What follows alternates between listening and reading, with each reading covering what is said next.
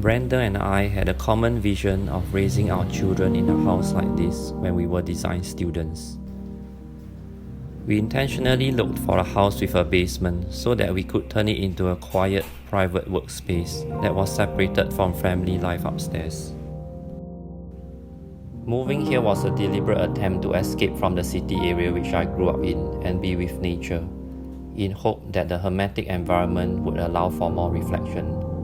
When I first started H55 more than 20 years ago, I asked myself, what is a workspace? Why do people work in offices? Can we redefine a workspace, and can they be mobile? And would the workspace influence the type of work produced? It soon became obvious that ultimately, my mind is the design studio. The design studio is therefore anywhere and everywhere. It is an inner world that travels with me wherever I go in search of ideas. The act of walking, seeing, and thinking makes me feel alive. Spotting the unfamiliar within the familiar intrigues me.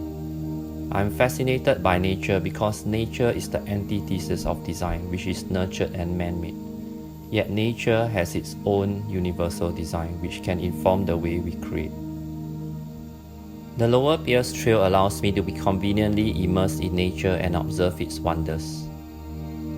The trail's thoughtfully designed boardwalk integrates harmoniously with the surrounding greens and allows for a safe and pleasant stroll. The signages along the boardwalk provide clear information and are unintrusive.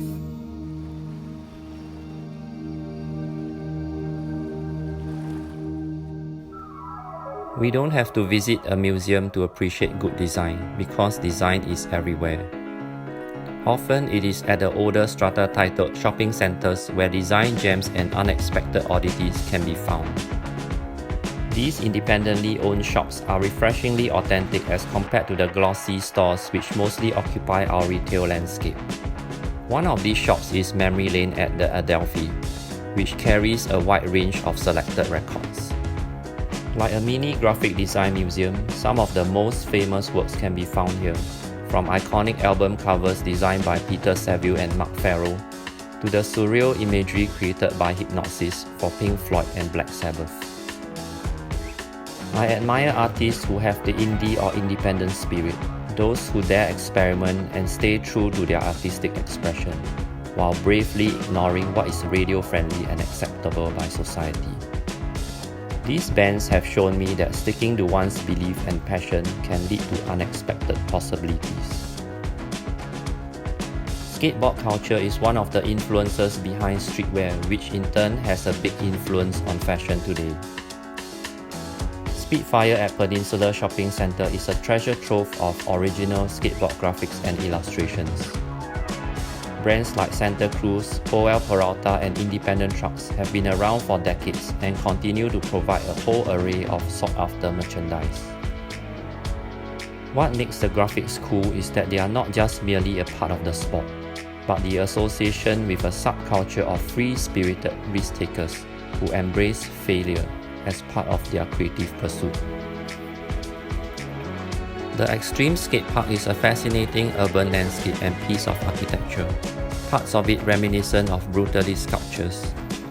Consisting of a vertical and combo bowl, as well as a mix of street obstacles, this controlled environment is a far cry from the days when skateboarding stunts were practiced illegally in public spaces, often causing vandalism and public disruption. But perhaps this is one of the things that makes skateboard subculture inspiring. Skateboard culture is about being disruptive and breaking the rules of established norms. And by doing so, new movements and audiences emerge. Subcultures have played a big role in shaping the way many of us see things. Through its lens, we definitely can learn to be more open and inclusive towards alternative forms of expression, opinions, thinking, and ways of living. My name is Hanson Ho. I'm a graphic designer at H55. Should I continue reading?